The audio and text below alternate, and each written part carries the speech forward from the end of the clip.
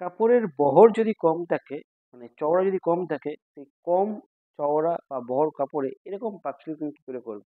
এরকম puff slip করতে গেলেও তোমার মিনিমাম 42 থেকে 40 ইঞ্চি বহর কাপড় দরকার, কিন্তু আমার আছে 32 ইঞ্চি। তো এরকম কম বহর কাপড়ে পাফ স্লিপের কাটিং থেকে শুরু করে ড্রাফটিং, কাটিং, স্টিচিং সমস্ত কিছু এই ভিডিও তোমার সাথে শেয়ার করবো। নমস্কার বন্ধুরা, আমার চ্যানেল বিস্কার ফ্যাশনে আপনাদের স্বাগত করছি। আমার নাম বরুণ। চলুন শুরু করা যাক ভিডিওটা। সর্বপ্রথমে আমি কাপড় নিয়ে নিয়েছি।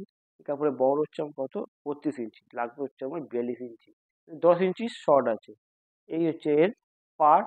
তো সমস্ত কিছু আমি আগে সরিয়ে দিই। সর্বপ্রথমে আমাকে ড্রাফটিং করতে হবে। তো আমি পেপার নিয়ে নিয়েছি।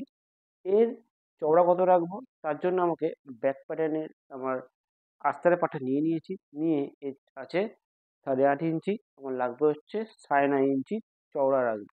তো আমি দেখে নিই, আমি 9.5 ইঞ্চি চওড়া আমি নিয়ে নিয়েছি। আর এর লেন্থ হচ্ছে, স্লিভের লেন্থ টোটাল 9 ইঞ্চি থাকবে। তো এবার আমি সবার প্রথমে মার্কিং শুরু করব। তো সবার প্রথমে স্লিভ ক্যাপ হচ্ছে 3.5 ইঞ্চি। এটা সমস্ত স্লিভে তুমি রাখতে পারো 28 থেকে 38 ইঞ্চি সাইজের ব্লাউজের জন্য এই 3.5 ইঞ্চি বড় রাখতে পারো। এরকম একটা স্ট্রেট লাইন ক্রস টেনে নিলাম। নিয়ে এবার হচ্ছে আমি এখানে 1 ইঞ্চির মতো মার্ক করব। এখানেও 1 ইঞ্চির মতো একটা গ্যাপ দেব। দিয়ে সবার প্রথমে আমি স্লিভের যে শেপ সেটাকে এইভাবে আমি দিয়ে দেব। এবার হচ্ছে আমি স্লিভের মৌরি যা আছে 11.5 তার হাফ মার্ক করব, প্লাস 1.5 ইঞ্চি মার্ক করব, করে এখানে একটা স্ট্রেট লাইন ড্র করলাম। তো আমার স্লিভের মার্কিং ব্যাক হলো। এবার হচ্ছে ফ্রন্ট করতে হবে। আমি রেড মার্কার নিয়ে নিয়েছি। নিয়ে এখান থেকে শুরু করব 1/2 ইঞ্চির মতো। আমার এটা বেশি ডিপ হবে, বেশি ফ্রন্টে শেপ হয়। এবার আমি ব্যাক ফ্রন্ট মার্কিং হয়ে গেল। এবার আমি এটা কাটিং করব। সর্বপ্রথমে আমি ব্যাক প্যাটার্নটা, ব্যাক পার্টটা কাটিং করব। সেন্টারে একটা ছোট খোটকা মারলাম। এবার হচ্ছে আমি ফ্রন্টটাও আমি কাটিং করে নিলাম। এই হচ্ছে আমার প্যাটার্নটা, তো আমার হলো। এবার 2 ইঞ্চির মতো যে পার আছে সেই পারটাকেও আমি এখান থেকে বের করে নেব। এই হচ্ছে আমার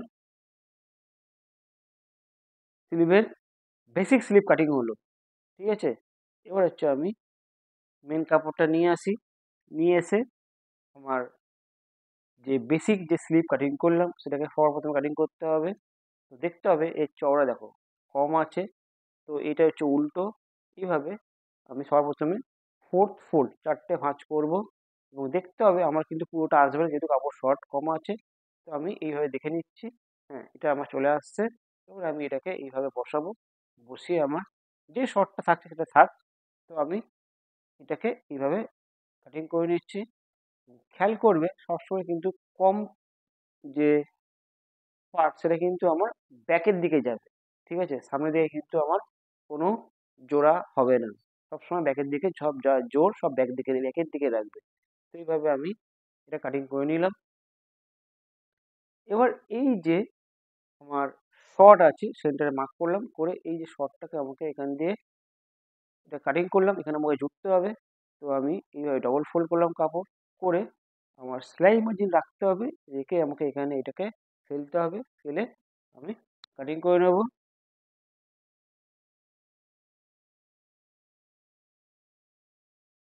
এই হচ্ছে আমার হয়ে গেল।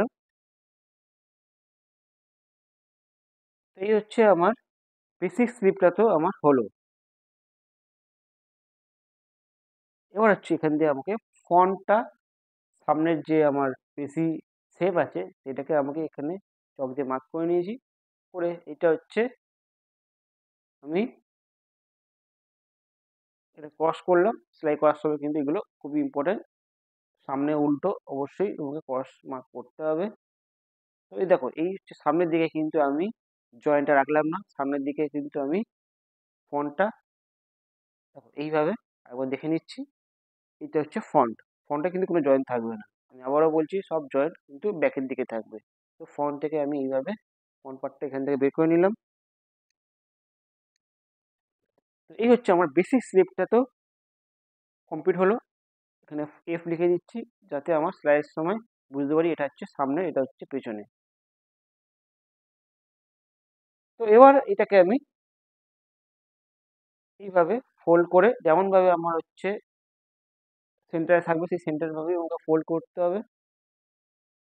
সেন্টারে একটু খুঁটকাটা ভালো করে মেনে নিই। এটাকে এইভাবে রাখলাম। এবার হচ্ছে আমার পাফটাকে বের করতে হবে। পাফটা আবার আলাদা আমার কাপড় নিতে হবে।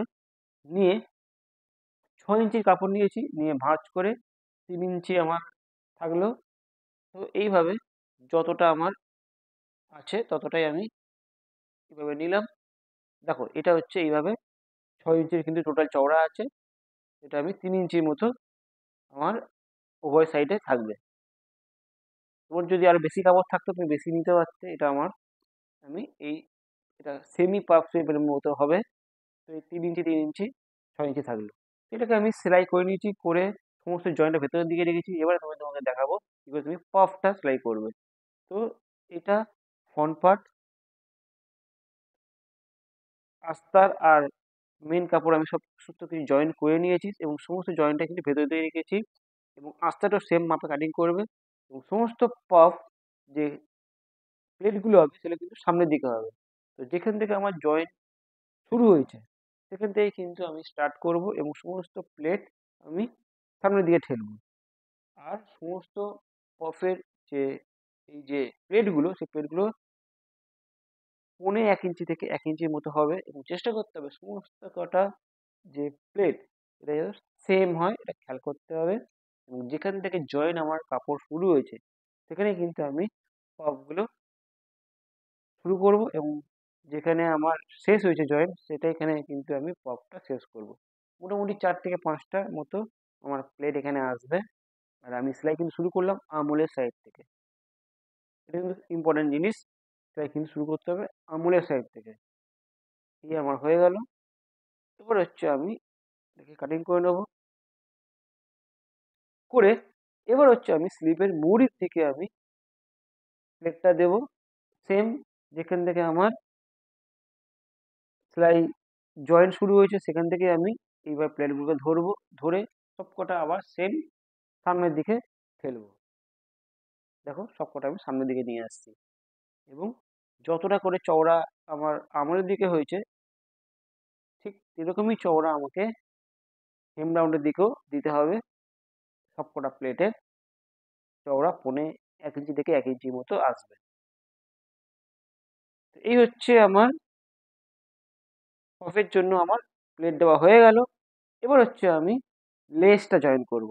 আমার যে পার্টটা আছে সেই পার্টটাকে আমি নিয়ে নিয়েছি, সঙ্গে আস্তা নিয়েছি এবং পাইপিন আমি কর্ড নিয়ে নিয়েছি। এই কর্ডের যদি ভিডিও দেখতে চাও আই লিঙ্কে আমি শেয়ার করছি, দেখে নেবে। কর্ডটার ভিডিও কিন্তু তোমাকে দেখতে অবশ্যই হবে কীভাবে তুমি পারফেক্টলি কর্ড করবে। তো এর জন্য আমি কর্ড লাগাবো, তার জন্য আমি আবার সিঙ্গেল ফুট প্রেসার মানে সিঙ্গেল চাপ আমাকে লাগাতে হবে। ডবল চাপটা আমি সরিয়ে দিলাম। তো এই হচ্ছে আমার সিঙ্গেল চাপ লাগানো হয়ে গেছে। এবার কি করব আমি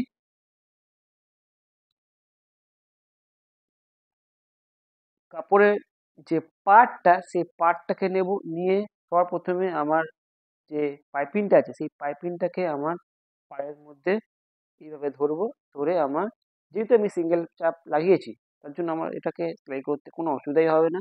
এটাকে এইভাবে ধরবো, ধরে একদম গা ধরে আমাকে এই পাইপিংটাকে লাগাতে হবে ফার্স্টে। পাইপিং আমার লাগানো হয়ে গেল। এবার হচ্ছে আমি এর মধ্যে কি করব, ওপর দিয়ে লাইনিংটাকে এইভাবে ফেলবো এবং উল্টো সাইডটা আমার থাকবে ভেতরে। দেখো এইভাবে উল্টো সাইডটা ভেতরে নিলাম, নিয়ে এর উপরে এইভাবে খুবই সহজে আমার যেহেতু আস্তার ওপরে আছে দেখতে কোনো অসুবিধা হবে না এবং এর মধ্যে আমি সিঙ্গেল চাপ ইউজ করে আমি এটা লাগিয়ে নিলাম। লাইনিং আমার লাগানো হলো। এবার এটাকে এইভাবে ফ্ল্যাট করবো, করে নোক দিয়ে ভালো করে এটাকে সেট করে নেবো। করে এবার হচ্ছে আমি এটাকে উল্টে দেবো, এইভাবে ধরে ওইভাবে উল্টে দেবো। ঠিক আছে, নোকটা সেট করলাম, করে এবার আমি চারধারে আমি সেলাই করব। তার জন্য আমাকে আবার সেই সিঙ্গেল চাপটাকে খুলতে হবে, খুলে আমার ডবল চাপটাকে আবার লাগাতে হবে। এই হচ্ছে আমার ডবল চাপটা আমি লাগিয়ে দিলাম। এবার হচ্ছে আমি চার ধারে এখান থেকে সেলাই শুরু করবো, করে এখান দিয়ে আসবো,